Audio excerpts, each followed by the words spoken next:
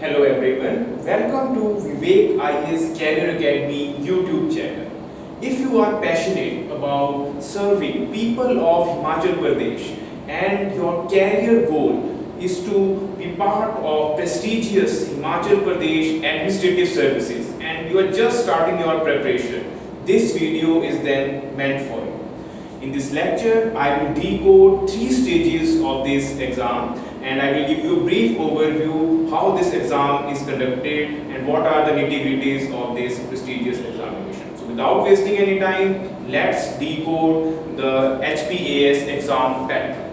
So Himachal Pradesh Public Service Commission invites applications for the post every year and they have a track record which is unparalleled in case of state services. From last 10-12 years, every year on January 1, generally the notification is out and various posts like DSP, Executive Branch, Tehsildar, Block Development Panchayati Officer, Food and Supplies. So the plethora of posts are filled through means of competitive exam. So make sure you don't miss the date and we will keep you updated whenever the fresh notification is out because currently due to COVID the existing exam has been delayed, otherwise it would have been conducted by the month of May. So there are 3 stages. The first stage is a preliminary stage. In this stage there are 2 papers which we call General Studies and Aptitude Test. So if you are a UPSC aspirant, you will be quite familiar with these terms because there is not much change in the pattern as well. In General Studies, the conventional general topics like history, covering the modern history part is the predominant one. Yes, the questions can be asked from ancient and medieval history, but from last 2-3 years, the modern history part is being the dominant. Then there are questions on Indian and world geography which you could prepare through NCERTs, and then the most scoring part is of polity. So make sure whatever center-state relation, powers of governor, president, you are just thorough with it. And then there is the Indian economy part. In this the focus is more on the basic concepts, what is inflation, what is unemployment, how agriculture, industry or service sector are contributing. So make sure you focus on the basics which are given in your +1 NCERTs and just link with the economic survey and the budget part and the schemes, which is another factual part which is asked quite frequently. The science section is quite different from UPSC because here the emphasis is on the general science, which is physics, chemistry, biology, and unlike in UPSC, the focus is more on science and tech, which is defense, space, nuclear sciences. So make sure you are focusing on 8 to 12 NCERTs of general science as well. Then you have an environment section because we want the administrators to be little more sensitive to the not only to the development agenda but to the green growth as well. So to make them sensitized, this section has been incorporated as well on lines of UPSC. So this section is also quite a scoring section. And the most important section in this GS paper is the Himachal section. Every year 20 questions out of 100 are asked from this section. So make sure you are preparing this section from heart, even though it's one of the most difficult section out of the whole sections, but this is what this exam is about. So we will be mentoring you of how to prepare this section as well. And finally there is a current affair part which is part of almost all competitive exams. We should be thorough with the developments at national as well as the international level. So the cutoff is calculated out of 200 marks. There are 100 questions, 2 marks each, and roughly it fluctuates around 55 to 60%. If the paper is easy, it could even touch 62-65%. Otherwise, 55% is what you have to score to get through the second stage.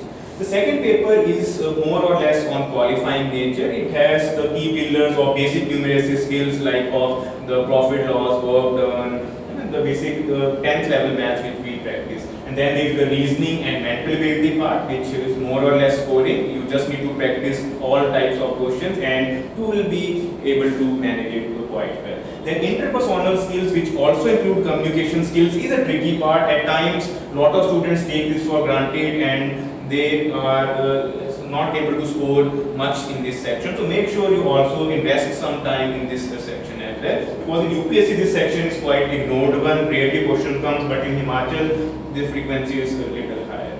Then there is a decision making part, a specific case study would be prepared, and you will have to take the best rational or ethical decision. So that's your temperament, whether you have the right, not only the aptitude, but the ethical dimension as well, the empathy part, which an administrator current should also have, if they are tested.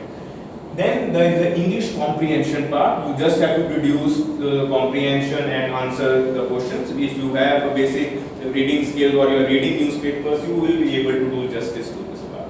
So in this part, they have kept the criteria same as UPSC. You just have to score 33% marks, which roughly translates to 67.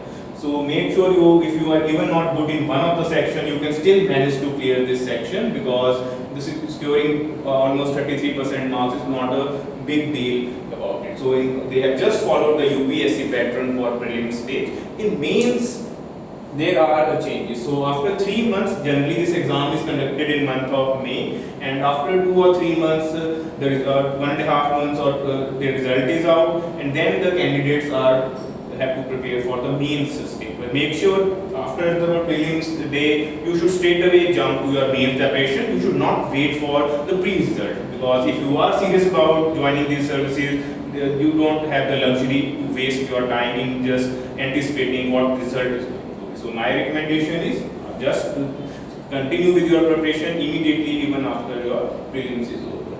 So in main stage, there are once again the 8 papers, and the first 2 papers are of languages. There is the English paper and Hindi in Devanagari script.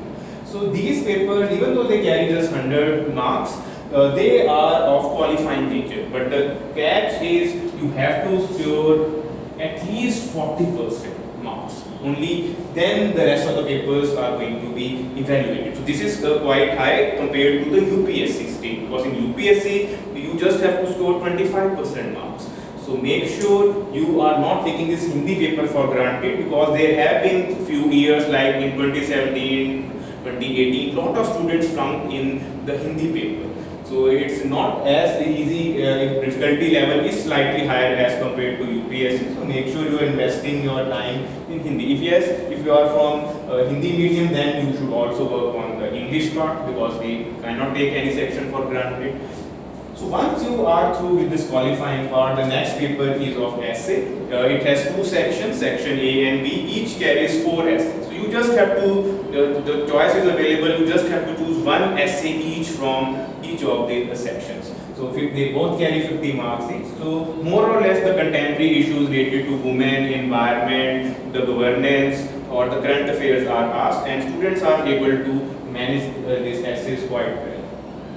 Then comes the general studies paper. In general studies paper, there are 3 types of questions. There are short questions which have to be answered in only 60 words. So you have to be just precise. You don't have to just beat around the bush and keep on elaborating the history, geography of that theme. Just be precise what is being asked.